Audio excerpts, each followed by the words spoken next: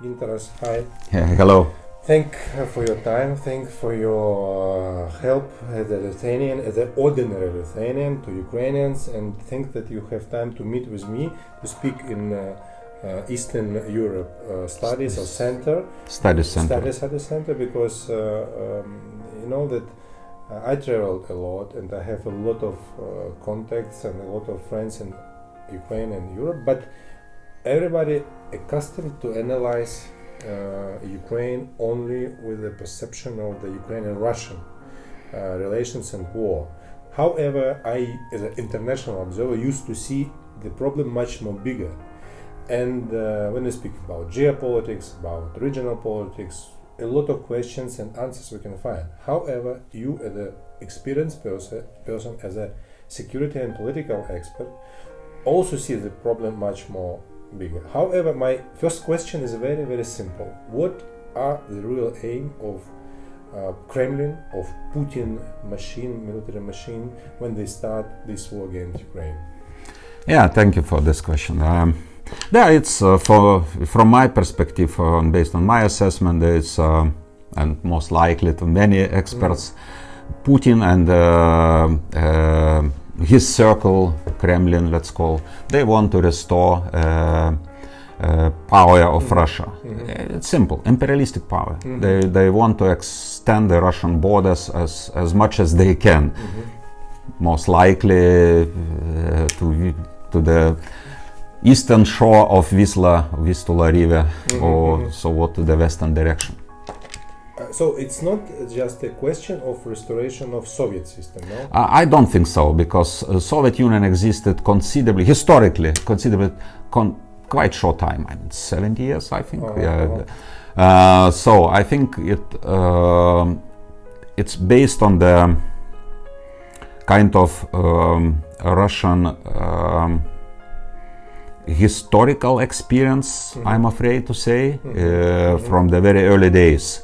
Unfortunately, from the very beginning, Russia perceived to be threatened mainly by Western, but not only, but they perceive from Kremlin point of view, and that's this perception formed kind of security behavior of Kremlin to increase their security instead of others. Now you try to see like Russians see a way. Yeah, in the way. Let's say putting myself in the Putin shoes, boots, like.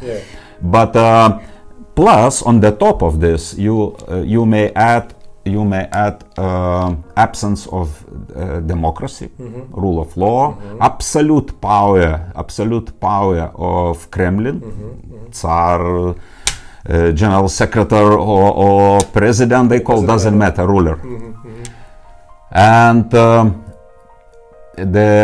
even the geopolitical location of Russia, because it is a huge country, it's really very huge country, and geographical implication also has some implication on the such behavior of Russian political regime, because it's difficult to control in a democratic way.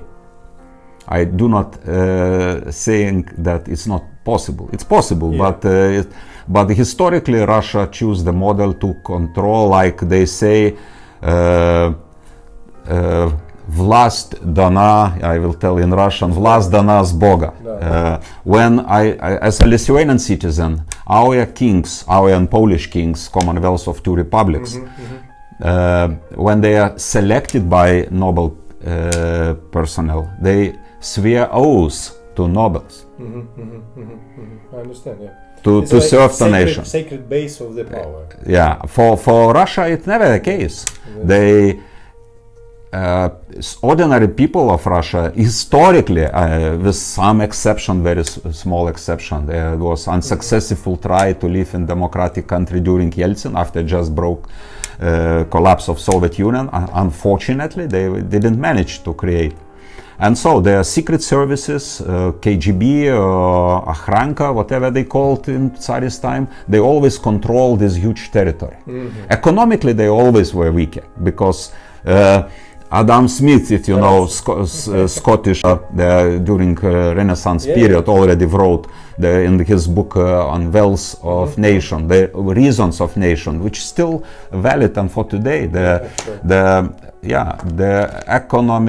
economy works well when there is efficient trade between nations.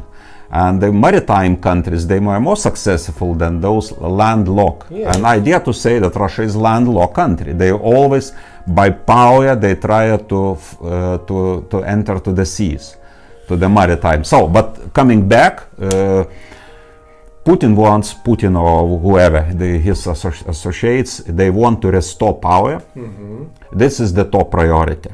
Then probably he also solving internal problems. Because it's regime question of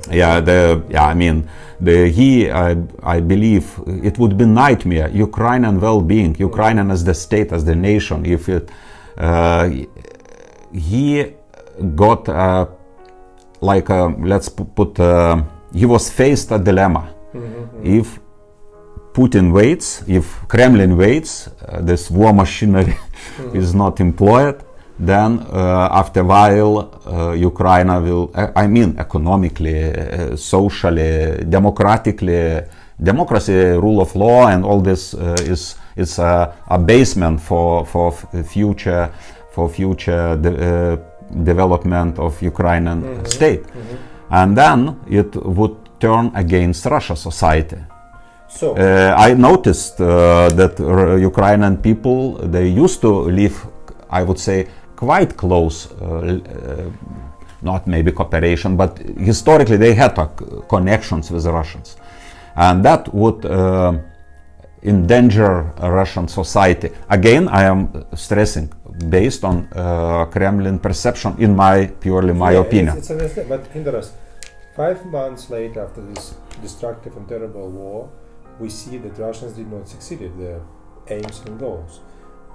What is the biggest mistake by Russians they made during the last 5 months? As I understand, they want to organize blitzkrieg, so the fast conqueror of the Ukraine, but they failed because of the civil society, as we talked previously, because of the other things. So what were the biggest mistake in their strategic analysis of plan of strategic thinking? Yeah, they're on the grand policy level. I think that what you have just said, it's he and his associates, his subordinates, they cannot even imagine that Ukraine is a well-organized already civil society. It has civil society, it has citizens, not only holders of passports, but citizens. And they're ready to defend the country, Ukraine. This is how it sounds surprisingly, but for Kremlin it was difficult to understand. It was miscalculation. Absolutely. But then when it comes to the military level or intelligence, because it's the first failure of intelligence, most likely, again my assumption, that a huge machine of GIU, of SVA, Служба внешней разведки, FBI, FSB, former KGB, all these services, thousands of people and system, what they have, capabilities they have, they are corrupted. They wanted to please above bosses. I mean, the chain of command was corrupted. No one, even there was probably blockage of information. I guess, because when I was watching, I remember the famous meeting of National Security Council led by Sergei Narishkin, boss of SVA. He was so stressed, and he wanted to please Putin, his master. It was kind of circus, right? Yeah, exactly, and they miscalculated absolutely. I would put even this war, I saw the Russians tried in the 3 phases. I mean, I'm not talking about the big phase. I mean, the war started 2014, but this full-scale aggressions which started on 24th February. The first phase, most likely they wanted to, not most likely, it's obviously they wanted to overthrow government, president of your nation, or parliament.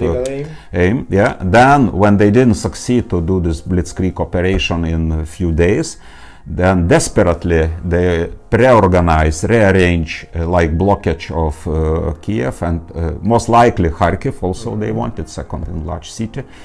Then they, I would call it like a second attempt to encircle and then to take over. It's regional territory. Yeah, there was second, and then they realized their plan. They changed top commanders and so on, and then they started the third phase, which is still going on. And that's from military perspective. I put for easy like the second stage of the war, when first stage started in 2014 with Crimea, Donbass, but the second stage I would divide in the three phases. Now we have a third phase. Actually, my second question concerns was the next, because if you analyze, if you read a lot of forecasts about the future, nearest future, 3 months and 6 months period, you will see a lot of different forecasts and things that will be the next one.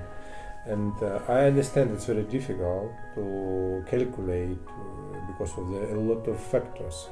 Absolutely. American parliamentary election, the economical situation in Eastern Europe and Europe, the military vision of Russian situation, a lot of factors which you calculate. However, what do you think will be the next, the future of this war, the conflict in the nearest perspective? So it will be freezing, semi-frozen. It will. They will try to conquer Donbass, or they will try to Russians to take the control of the more south and Odessa. What are the priority now for the military point of view? Yeah, answering very shortly. There is no other way for Ukraine to win the war. That's only the way, and you must do this. And sorry that I say must do you, but because other countries, because you defend all what we call European values and the democracy as such. And I don't have this magic ball, or I cannot say, and I would get a Nobel Prize if I answer your question on the further developments. I may share some sort of consideration on the near future developments. It's obviously, what do we have now? Russian armed forces stuck in. They started the third phase of. What they called in common special operation of the war, right? And how many kilometers they succeeded to take over from Ukraine? 25, 30 kilometers. The biggest achievement in 3 months, Lysychansk, Severodonetsk, that's, and they lost their different calculation, different assessments, but the smallest, I think, US CAA, they estimated 15,000 or 20,000, if I'm not mistaken. Ukrainian General Staff provides number almost 40,000. You have to multiply each of these numbers, multiply to 3 or 4, taking in the wounded and taking prisoners or those deserted people that escaped. So most likely Russian ground forces, they lost almost half of its forces. Almost half. I don't know exactly, I can only imagine how big the material losses. Different assessments, but it's also about the half of previous, before 24th of February. So all that helps Ukraine. We may criticize, and very reasonably, that our Western democracies are not so decisive, slow, but still they show big unity, support. We see now. I was happy to hear that the Germans started with famous anti-aircraft, anti-air defense systems provision. They became much more courage. Exactly. Yeah, they realized that there is no other way. Even sorry to say, cynically speaking, if Europe wants peace, they have to help Ukraine, because they have to understand the peace will come when Russia, after the loss of war by Russians, when Moscow, there is no other way. There is no absolutely other way, because other way it is simply impossible. I experienced, I visited your country, I had honor to visit on a humanitarian purpose, and I saw decisiveness in simple people. By the way, even Russian speaking people in eastern part of Ukraine, and they are simple. There is no other way, because your society, as we started to discuss this, you have civil society, and when there's so many civilian innocents, kids, children died, they were killed, brutally killed. And how I cannot imagine the other cases than the victory of Ukraine, simply because there's many already personal something to fight the war against Russians. So they're definitely when, how, and what conditions, and I don't know. Of course I don't know, but there are several scenarios.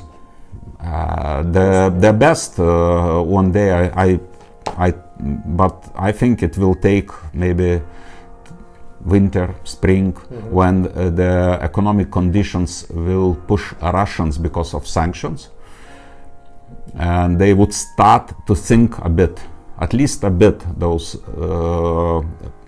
propaganda affected population. I don't trust that they would become citizens of their country. I don't have such illusion, unfortunately, but maybe there are some internal developments will start in Russia.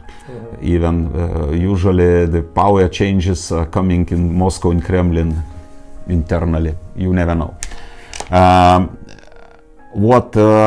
Another solution, the war of attrition. But war attrition, but again it is the worst case scenario, but this scenario will end with Ukrainian victory as well, because majority of Western society anyway will help. I'm not naive, I would not say that 100% all nations, it would be much better if of course our countries give much bigger support. But on the second, on another hand, I also understand that as a retired military officer, I know that many European countries, they don't have those required or requested weapon system, modern weapons armament in the disposition of Western countries. After the fall of Soviet Union, the armed forces of most of the European countries, Germany including, the armed forces were reduced, the military spending were reduced drastically, and they simply don't have.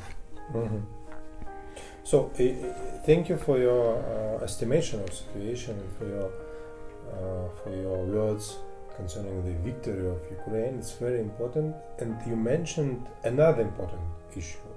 You spoke about the bilateral support from Germany and other countries. But my last question also concerns Lithuanian support. Your country is not so big, but your support is huge. If you speak about the amount of the support and the territory of your country, what's the future of the cooperation, political, military, between civil society of Ukraine and Lithuania, and there may be between two nations? It would be, I think, this is my personal estimation, much more closer than it was previous. But in the previous, it also were very, very serious. But I think it's much more maybe natural would be. What do you think about the bilateral relations and the future of these relations? Yeah, thank you, Andrei, for this. And I know that you perceive the problem of war as yourself, as you were attacked by Russians. And most of Lithuanians, I would say, at least in all my friends and relatives and the area where I live and neighbors, I saw many Ukrainian flags. I am honored to have Ukrainian flag at my home. It is double expensive than Lithuanian one in Lithuania because it requires, so it's not easy to get even nowadays. And there are a lot of personal relations. And again, I also 30 years I was a military officer in Lithuania, but I'm very much I do priority for development of civil society, and again coming down to the very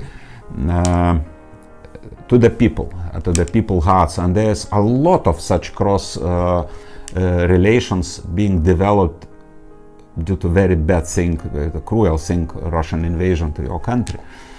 And I am very proud to observe, to know, to learn, and to contribute myself when the Lithuanians proudly collect in an extremely short time almost 6 million or 5.5 million euros to buy Bayraktar.